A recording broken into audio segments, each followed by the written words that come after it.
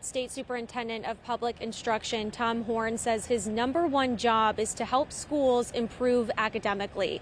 And it's no surprise he talked about the success of the school choice program in our state proudly today during his address. He says that in the last 3 years, the program has grown significantly from 11,000 to over 100,000 students. He also gave examples of improved academic outcomes in public schools, which he in part credits to Project Momentum, a state initiative that provides focused training, funding, and expert support to help boost student achievement.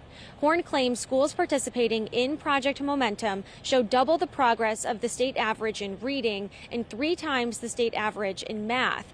Democrat Representative Nancy Gutierrez pressed Horne, saying if we have that data, we should have more insight on the success rate of the ESA program. What are the academic outcomes for students who are using ESA vouchers, sir? Well, that we don't have because we don't test. We typically never interfered in private schools, and we're not doing it now. Thank you. ESA critics say the program allows fraud and overspends taxpayer dollars on non-academic needs. The governor's office says by 2027, the ESA program will cost $600 million a year. But Horne says there are safeguards in place to prevent and rectify any abuse. He also touted a free tutoring program and career readiness efforts through a new partnership that supports students by helping them develop job skills. And Michaela, where do things stand with the renewal of Prop 123? That, to our understanding, is going to be really crucial when it comes to funding.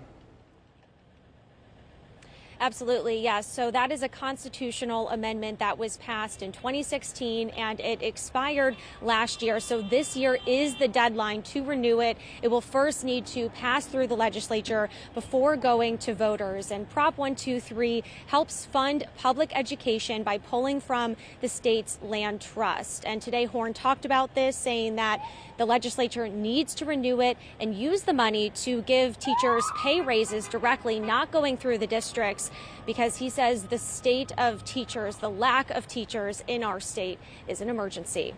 Reporting live, Michaela Marshall for Arizona's Family. And has been for some time. Michaela, thank you.